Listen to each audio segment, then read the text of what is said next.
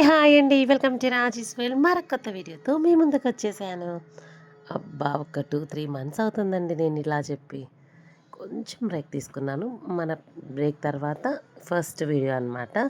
ఇదొచ్చేసి చూడటానికి tomato rice లాగా ఉంటది. కాకపోతే కుష్కా బిర్యానీ. ఏంటి కుష్కా బిర్యానీ అనుకుంటున్నారా? ఇంకెందుకు ఆలస్యం వీడియోలోకెళ్దాం. వీడియోలోకెళ్ళే ముందు మన ఛానల్‌ని ఫస్ట్ టైమ్ చూసినట్లయితే మన ఛానల్‌ని సబ్స్క్రైబ్ చేసుకోండి. మన ఛానల్ పేరు వచ్చేసి Raji's world. Like, share, subscribe అండి. ఇది వచ్చేసి కాకినాడ, అనంతపురం, కడప అలా కొన్ని కొన్ని ఏరియాస్‌లో బాగా స్పెషల్‌గా చేసేసుకుంటారు. ఇంకా దాన్ని మనం వదిలిపెడతామా చెప్పండి? ఆ స్పెషల్ కూడా చూసేద్దాము. ఫస్ట్ అయితే ఒక బాండీ పెట్టేసుకొని చాలా సింపుల్‌గా, చాలా ఈజీగా చేసుకోవచ్చు. ఒక హాఫ్ ఎన్ అవర్‌లో అయిపోతుంది. 2 టేబుల్ స్పూన్స్ ఆయిలు, 2-3 దాకా నెయ్యి వేసుకున్నాను.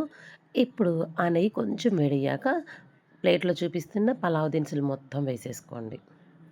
కొంచెం షాజీరా, కొంచెం చెక్క, లవంగం, అనాసి పువ్వు, మరాఠీ మొగ్గ ప్రతిదీ మన దగ్గర ఉన్నది మొత్తం వేస్తే కొంచెం ఫ్లేవర్ బావుంటదనమాట. అలా వేసేసుకున్నాం. అది కొంచెం వేడయ్యాక ఒక్క టేబుల్ స్పూన్ అల్లం వెల్లుల్లి పేస్ట్ వేస్తున్నాను. ఈ అల్లం వెల్లుల్లి పేస్ట్ కూడా కొంచెం పచ్చివాసన పోయేంత వరకు వేయించుకుందాము.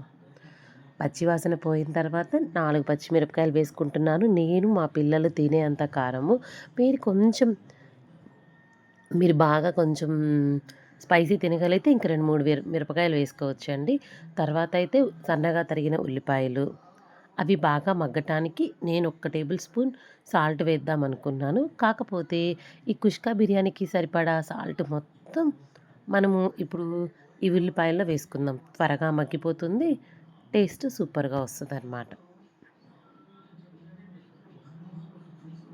ఇదిగోండి ఈ సాల్ట్ అయితే వేసుకొని ఒక్క నిమిషం కలుపుకొని మూత పెట్టేసుకుందాము.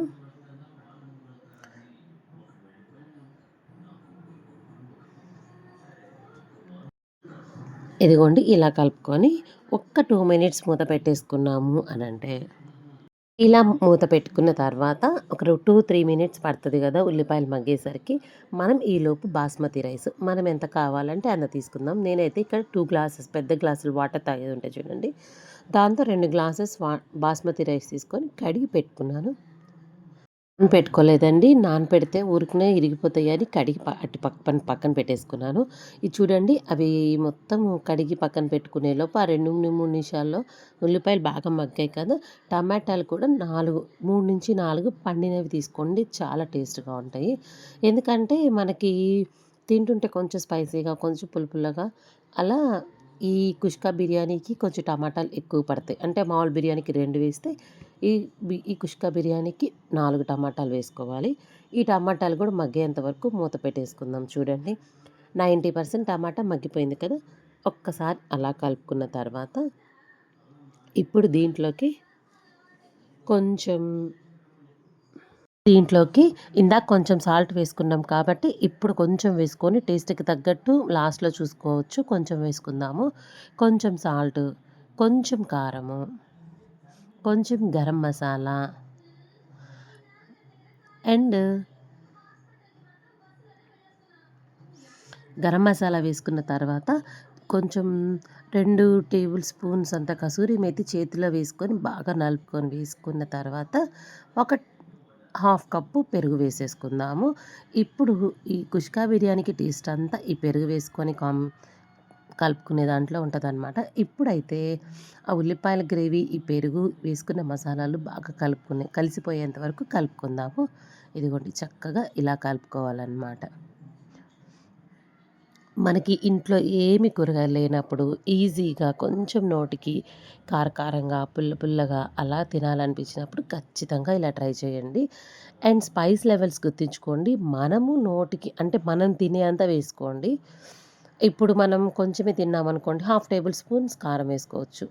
మనం ఎక్కువ తిన్నామంటే ఒక టేబుల్ స్పూన్. స్పైస్ లెవెల్స్ మన ఇష్టం అనమాట. ఇదిగోండి మసాలా కూడా బాగా మనకి మగ్గుతుంది కదా! ఇప్పుడు కొంచెం కొత్తిమీర వేసుకుందాము. కొత్తిమీర ఒక్కటే వేసానండి. పుదీనా నాకు దీంట్లో బాగుండదో అనిపించి నేను పుదీనా వేయలేదు. కొత్తిమీర వేసిన తర్వాత ఇందాక మనం కడిగి పెట్టుకున్న బాస్మతి రైస్‌కి మనం ఉడికించుకున్న గ్రేవీ మొత్తము పట్టేంత వరకు పట్టేలాగా కలుపుకుందాము. ఇదిగోండి ఈ రకంగా. ఇప్పుడు నేను ఇందాక బాస్మతి రైస్ ఎంత తీసుకున్నానో ఒకటికి 1 బియ్యం వాటర్, 1 కప్పు బాస్మతి రైస్ అయితే 1 వాటర్ పోసుకోవాలన్నమాట. నేను అదే కొలతలతో వాటర్ పోసుకొని సిమ్‌లో పెట్టుకొని వదిలేస్తాము. ఇప్పుడు కలుపుకున్న వాటర్ అన్నీ పోసుకున్న తర్వాత ఒక్కసారి కలుపుకొని ఈ స్టేజ్‌లో ఇందాక మనము సాల్ట్ ఒకసారి ఫస్ట్ ఉల్లిపాయలకి వేసుకున్నాం కదా! తర్వాత ఇంకొంచెం ఇంగ్రీడియెంట్స్‌తో కొంచెం సాల్ట్ వేసుకున్నాం కదా! వాటితో సరిపోయిందా లేదా? ఆ వాటర్ టెస్ట్ చేసుకుంటే సరిపోతే ఏం లేదు, లేకపోతే కొంచెం వేసుకోండి. సరిపోయిందనిపించింది నాకు. అందుకని మూత పెట్టేసుకున్నాను. ఒక 5 మినిట్స్ తర్వాత చూస్తే చూడండి ఎంత సూపర్‌గా ఉందో. ఇంకొక్కసారి అలా కలుపుకొని ఎక్కువగా బాస్మతి రైస్‌తో చేస్తే ఏ బిర్యానీ అయినా ఎక్కువగా కదపకూడదండి. చాలా జాగ్రత్తగా 2, 3 సార్లు కలుపుకొని మనం మూత పెట్టేసుకోవాలి. ఇదిగోండి ఒకసారి అలా కలుపుకొని మళ్ళీ మూత పెట్టేసుకొని ఇంకా ఆల్మోస్ట్ ఇంక అయిపోయింది అనంగా దించేసుకున్నాము అనంగా మూత తీసుకోవచ్చు.